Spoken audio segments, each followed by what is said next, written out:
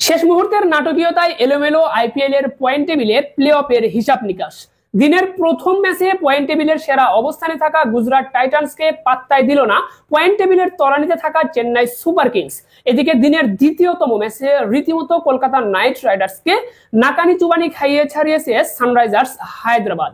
Point টেবিলের বর্তমান হিসাব নিকাশ অনুযায়ী এখনো চূড়ান্ত নয় কোন দুটি দল খেলবে প্রথম কোয়ালিফায়ার ম্যাচ, কোন দুটি দল খেলবে এলিমিনেটর ম্যাচ। পারফরমেন্স অনুযায়ী পয়েন্ট টেবিলের সেরা অবস্থানে থাকা গুজরাট টাইটান্সও নেমে আসতে পারে পয়েন্ট টেবিলের ৩ নম্বর অবস্থানে। এদিকে পয়েন্ট টেবিলের ৪ নম্বরে থাকা মুম্বাই ইন্ডিয়ান্সও চলে যেতে পারে পয়েন্ট টেবিলের ১ নম্বর অবস্থানে, খেলতে পারে প্রথম কোয়ালিফায়ার ম্যাচ। ৬৮তম ম্যাচ শেষে আইপিএল এর পয়েন্ট টেবিল, পরবর্তী ম্যাচের সময়সূচি, অরেঞ্জ ক্যাপ ও পার্পল ক্যাপস কাদের দখলে রয়েছে, কোয়ালিফায়ার ম্যাচ ও এলিমিনেটর ম্যাচের হিসাব নিকাশ নিয়ে বিস্তারিত থাকছে ভিডিওতে। আসসালামু আলাইকুম, ওয়াইএন সব BD presents IPL point table আপডেটে আপনাকে স্বাগত। আজ ২৫ মে রবিবার ইন্ডিয়ান প্রিমিয়ার লিগ আইপিএল এ দিন ২টি ম্যাচ অনুষ্ঠিত হয়েছে, যেখানে দিনের প্রথম ম্যাচে গুজরাট টাইটান্সকে ৮৩ রানের বড় ব্যবধানে হারিয়েছে চেন্নাই সুপার কিংস। এই ম্যাচে প্লেয়ার অফ দ্য ম্যাচ নির্বাচিত হয়েছে চেন্নাই সুপার কিংস এর ব্যাটসম্যান ডেওয়াল্ড ব্রাভিস। ২৩ বলে ৫৭ রান করে প্লেয়ার অফ দ্য ম্যাচ নির্বাচিত হয়েছেন তিনি। মূলত আজকের এই ম্যাচে প্রথম ইনিংসে চেন্নাই সুপার কিংস ২০ ওভারে ৫ উইকেট হারিয়ে ২৩০ রানের বড় সংগ্রহ দাঁড় করায়। ২৩১ রানের জবাবে ব্যাট করতে নেমে গুজরাট টাইটান্স ১৮ ওভার ৩ বলে মাত্র ১৪৭ রানে অল আউট হয়ে যায়। এতেই কিন্তু চেন্নাই সুপার কিংস ৮৩ রানের বড় জয় তুলে নেয়।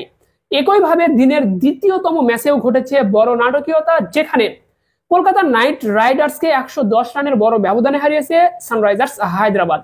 এই ম্যাচে প্লেয়ার অফ দ্য ম্যাচ নির্বাচিত হয়েছে সানরাইজার্স হায়দ্রাবাদের wicket keeper batsman Heinrich Klaasen. মাত্র ৩৯ বলে ১০৫ রানের অপরাজিত বিধ্বংসী ইনিংসের মাধ্যমে তিনি প্লেয়ার অফ দ্য ম্যাচ নির্বাচিত হয়েছে। আজকের এই ম্যাচে প্রথম ইনিংসে হায়দ্রাবাদ ২০ ওভারে ৩ উইকেট হারিয়ে ২৭৮ রান সংগ্রহ করে ২৭৯ রানের টার্গেটে ব্যাট করতে নেমে কলকাতা নাইট রাইডার্স ১৮ ওভার ৪ বলে ১৬৮ রান সংগ্রহ করতেই অল আউট হয়ে যায়।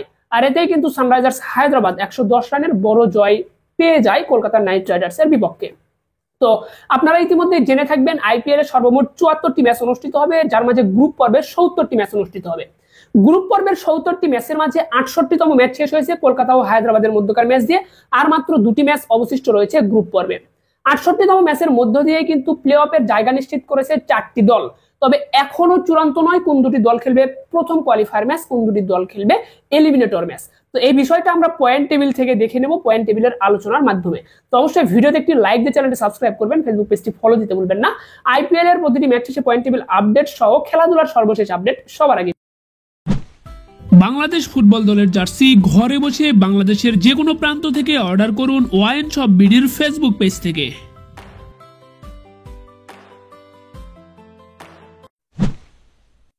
তো আইপিএল এর পয়েন্ট টেবিলটা যদি আমরা এক নজরে দেখে নেই, ২৫ মে আইপিএল এর ৬৮তম ম্যাচ শেষে পয়েন্ট টেবিলে বর্তমানে ১০ নম্বরে চেন্নাই সুপার কিংস ১৪ ম্যাচে ৮ পয়েন্ট অর্জন করেছে মাত্র। ৯ নম্বরে রাজস্থান রয়্যালস ১৪ ম্যাচে ৮ পয়েন্ট অর্জন করেছে রাজস্থান রয়্যালস দলটিও। ৮ নম্বর অবস্থানে রয়েছে কলকাতা নাইট রাইডার্স, ১৪ ম্যাচে ১২ পয়েন্ট অর্জন করেছে কলকাতা। তো কলকাতা, রাজস্থান, চেন্নাই এই দলগুলোর হাতে আর কোনো ম্যাচ বাকি নেই, কারণ আপনারা জেনে থাকবেন যে আইপিএল এ কিন্তু প্রত্যেকটি দল গ্রুপ পর্বে ১৪টি করে ম্যাচ খেলবে। তো এই দলগুলো কিন্তু ১৪টি করে ম্যাচ ইতিমধ্যেই খেলে ফেলেছে।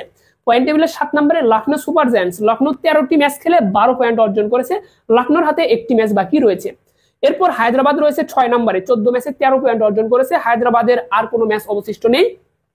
৫ নম্বরে দিল্লি ক্যাপিটালস ১৪ ম্যাচে ১৫ পয়েন্ট অর্জন করেছে, দিল্লি ক্যাপিটালসেরও আর কোনো ম্যাচ অবশিষ্ট নেই।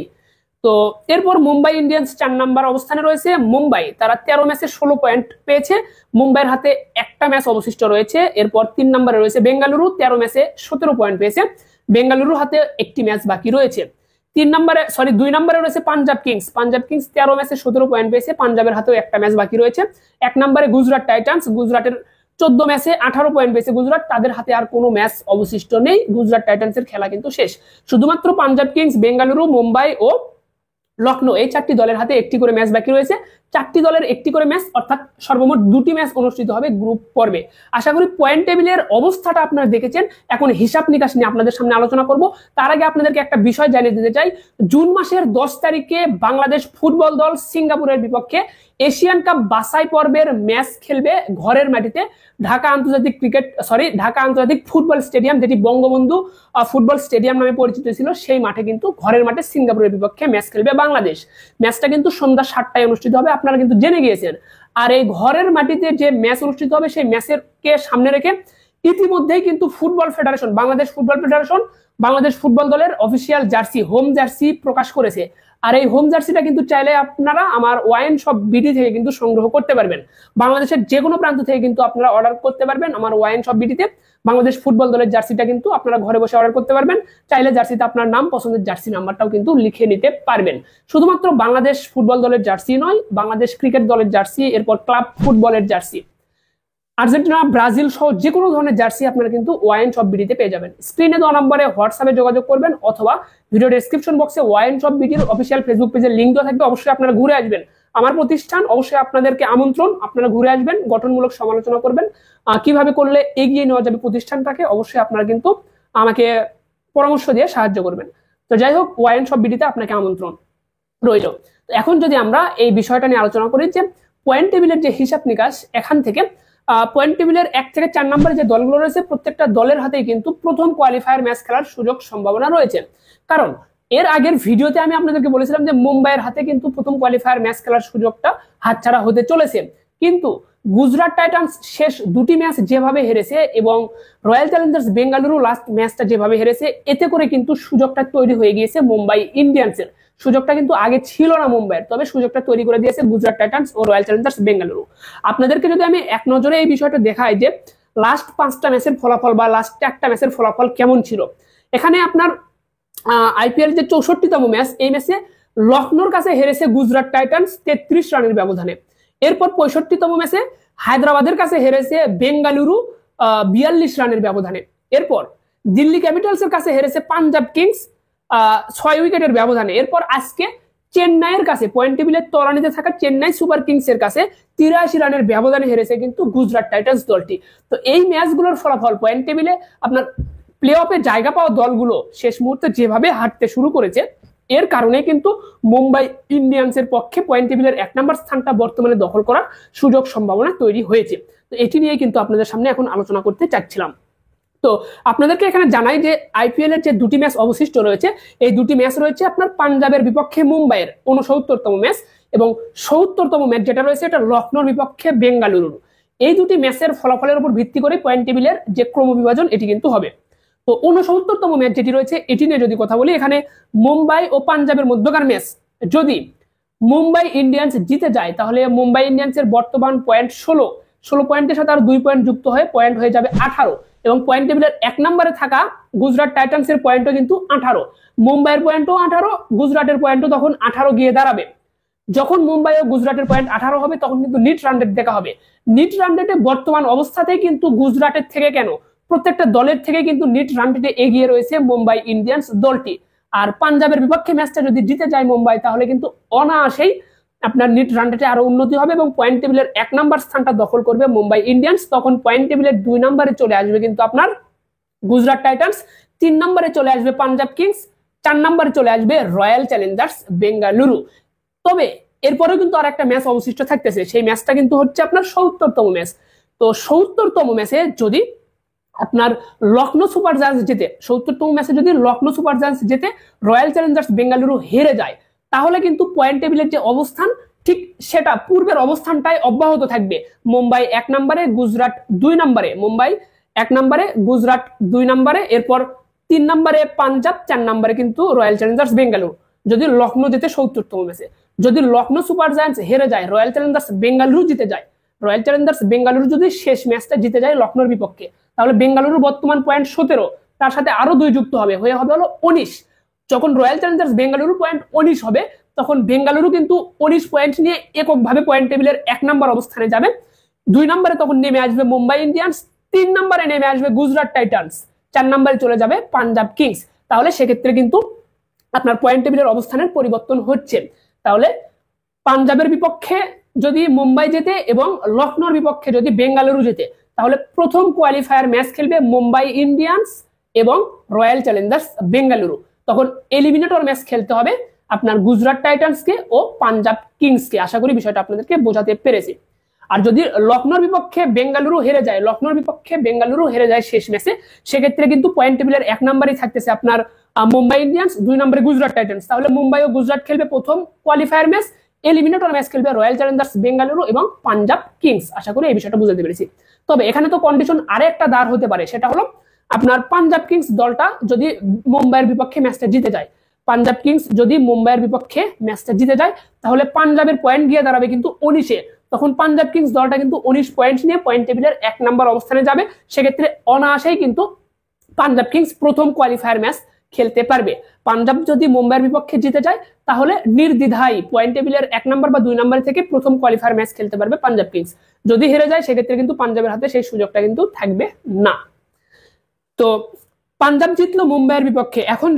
এখন লখনৌ এবং বেঙ্গালুরুর ম্যাচটাকে প্রেডিকশন করি যে মুম্বাইয়ের বিপক্ষে পাঞ্জাব জেতার পরে এখন যদি রয়্যাল চ্যালেঞ্জার্স বেঙ্গালুরু জিতে যায় লখনৌর বিপক্ষে, রয়্যাল চ্যালেঞ্জার্স বেঙ্গালুরু যদি লখনৌর বিপক্ষে জিতে, তাহলে বেঙ্গালুরুর পয়েন্টও কিন্তু গিয়ে দাঁড়াবে তখন আপনার 19-এ। তাহলে পাঞ্জাবের পয়েন্টও হবে 19, বেঙ্গালুরুর পয়েন্টও হবে 19। দুটি দলের পয়েন্ট 19 হলে এই দুটি দলই কিন্তু আপনার প্রথম কোয়ালিফায়ার ম্যাচ খেলবে। সেক্ষেত্রে এলিমিনেটর ম্যাচ খেলবে গুজরাট টাইটান্স এবং মুম্বাই ইন্ডিয়ান্স। আর যদি এই ম্যাচটা রয়্যাল চ্যালেঞ্জার্স বেঙ্গালুরু হেরে যায় লখনৌর কাছে, তাহলে কিন্তু আপনার রয়্যাল চ্যালেঞ্জার্স বেঙ্গালুরুর প্রথম কোয়ালিফায়ার ম্যাচ খেলা হবে না। সেক্ষেত্রে পাঞ্জাব কিংস এবং গুজরাট টাইটান্স এই দুটি দল প্রথম কোয়ালিফায়ার ম্যাচ খেলবে এবং বেঙ্গালুরু এবং মুম্বাই খেলবে এলিমিনেটর ম্যাচ। আশা করি সম্পূর্ণ বিষয়টা আপনাকে ভাগে ভাগে বোঝাতে পেরেছি। সামারি যদি করি এখানে, যে প্রত্যেকটা দলের হাতে যেহেতু সুযোগ রয়েছে, যেই দল জিততে পারবে সেই দলই কিন্তু প্রথম কোয়ালিফায়ার ম্যাচে টিকিটটা নিশ্চিত করবে। যেহেতু গুজরাটের হাতে এখানে কোনো ম্যাচ অবশিষ্ট নাই, তাই গুজরাট নিজে কিছু করতে পারবে না, অন্যের দিকে চেয়ে থাকতে হবে গুজরাট টাইটান্সকে।